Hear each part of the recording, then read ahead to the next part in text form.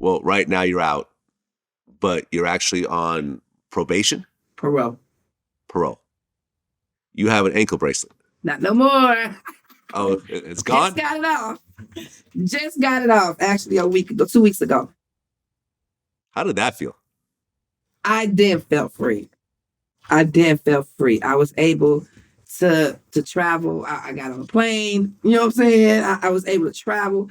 I was able to drive places, and I'm able to get in the pool, in the tub. Actually, soon as I got it off, I ain't gonna lie to you. That goes to tell you how little I. You know, they say when you come out of prison, you're in the same state of mind as you was the age that you went in. So my 15-year-old me came out when I got that bracelet out. I went right in a bathtub, put a whole bunch of bubbles in there, and later I fell asleep. And then my niece left me in the hotel room in the bathtub sleeping for hours. I woke up all wrinkled up like an old lady. I didn't know what the hell was wrong with me. But it felt good. It felt good to be able to go in a pool, to be able to go and take a bath. The little things, it felt so good. I love it. I love it. But you're actually on parole for 3 years? Yes, sir. Well, here you are. You're coming out of this environment where someone bumping into you or giving you a dirty look or not being polite could be the last thing they do. It could trigger into a stabbing, a murder, whatever. That's but crazy here you that are. you said that. We just had that situation. Me and my niece was at the store, and we was shopping, and it was a self-checkout, and it was open, but there was some other people lined up. So you ain't getting to go over there, so I'm going to go over there. So as soon as I was going that way, the girl stepped up and told her, "Now grab that machine." I'm like, all right, I'm going to shut up. You know what I'm saying? So I was like, told my niece, I said, well, go grab that one. So as soon as she went to grab that one, the lady jumped from that one to that one. And I was like, bitch, how you gonna make up your motherfucking mind, pussy asshole? What the fuck? I just went there. And all I could hear my niece was saying, please, let's just go. Please, let's just go. I looked at her. I said, man, pay for this shit. Let's get the fuck out of here. I said, because, bitch, you'll send me back to jail. Bitch, I'll beat the fuck out your ass. You with you and your kids, bitch. And they had just went there. She was like, I ain't gonna. I said, bitch, shut the fuck. I just went there. And because that's what I'm used to. You know, and like you said, in prison, ain't no arguing. We ain't doing all that. So I had to, it took my niece's voice in my ear to say, "TT, please, let's just go." And I had to look at her like, whoo, that was close. That was close. It was so close. And I got in my car and I just started praying like, oh my God, what the fuck did I just do? Like I could have went there with this lady over a fucking spot in a line. That's simple. Like, bro, like that's simple. I pops back in and pops back out. And I had to tell myself, like, damn, I got to go. Let me just go. And I went home and that night I sat in the pool and I just looked around. I thought about it that night. And I was just like, God, you gotta get that prison mentality out of me. Like, I don't want to be like that. I'm not in prison no more. I'm not. And I have to learn how to live in society. But I just don't know how. I don't know how. I mean, that woman was not a physical threat to you. She just had a bad attitude. Yes. Right? Exactly. But one small altercation, a punch, a slap, whatever, you're going back to prison. You're violating your parole, right? Exactly. And I got to learn. I got to remind myself daily that I'm not in prison, but I can be in the blink of an eye.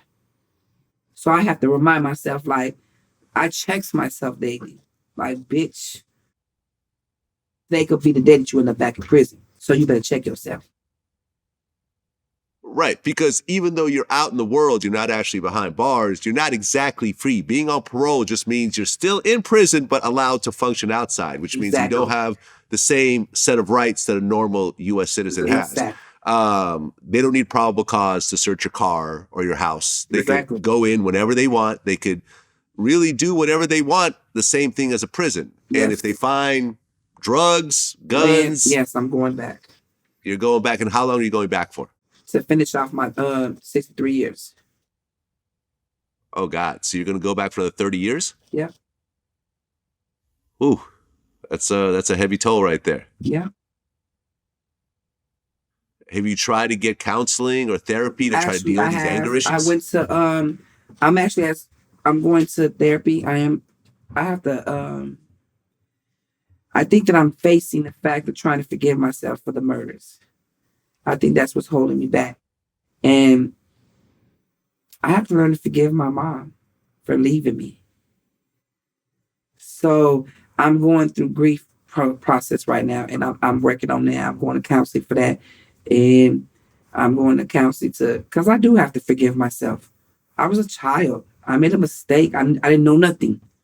I didn't know. I thought it was cool. I was cool to revenge my friend's murder.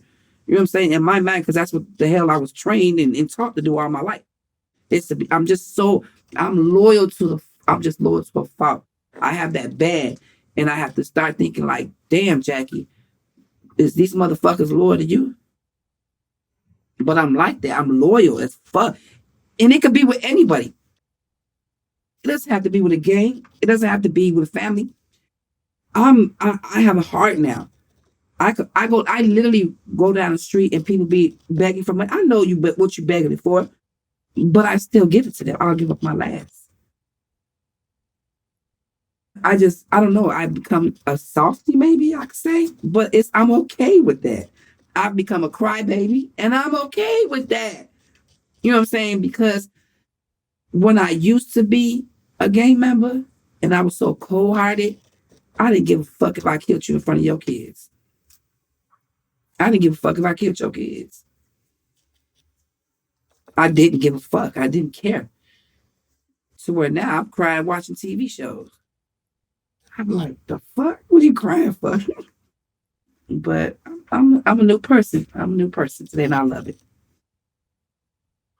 Well, and now you're actually married to a woman. I have a wife. Yes, I do. Love her to death. Yvonne, I am married, and I love my wife to death. And she is a very good supporter. She's been through my whole incarceration. She's been there. She's been on and off, but she's been there. So, and my family adores her. My family, she knows my whole family, and she's just like one of the family members to them. Well, in prison, because before prison, you had, dated guys, right? No, No, not at all. I had not willingly. I had a boyfriend. I did have a boyfriend, but that was more a front because back then being gay was not out like it is now. So you couldn't be gay and think that you're going to be a gang member, or be gay and think that you're going to be around gang members. So where now you see him now and be like, oh yeah, he gay. What's up? You know what I'm saying? Keep going. So when I say I had a boyfriend, it was because we both was gay and we couldn't let our people know we was gay. So we became boyfriend and girlfriend. Uh-huh. But we both knew, you know what I'm saying? We both knew the truth. Yeah. Do you feel that your sexuality was somehow formed by the molestation early on, and kind of sex with men equated this trauma where you just didn't want to deal with men? Yes, exactly. That's exactly what happened. Got it. So once you got in prison, into a female prison, and you're surrounded by women, you started to have relationships with women while in prison? Yes. It was like heaven. It was like it was heaven for a lesbian. Yes, it was. Okay. So now you're out and you're married. You have a family. You still have your stepfather who has changed his life around. You still have other family members and cousins and I mean, I have nieces. a cousin. My family has died throughout the years of being incarcerated. So when I came home, I only had my stepfather, my aunt, and my nieces and nephew, my sister. Like I said, my brother just was just murdered, so he just passed away. So I don't have family like that, but I have a lot of supports. I do, where I'm making it. I'm making it. It might be in scraps and I'm crawling, but I'm making it. Well, you did the time and you have the right to tell this story at the end of the day. You've given up 2/3 of your life for a stupid decision that a teenager has made. We've all made stupid decisions at teenagers, some more extreme than others. Yeah. And a lot of decisions we made could have escalated into these types of things had certain other things happen. Yes, sir. I feel like I got lucky myself. I could have been in similar situations myself, Yes, but for whatever reason, it never happened. Thank God. Thank God. But in your case, you did make a bad decision, but you also can't be judged by your worst day. You've been on this earth for 46 years. Yes, sir. And, 365 times 46 is thousands and thousands and thousands of days. Yes, sir. And there was one day that really affected a huge chunk of your life.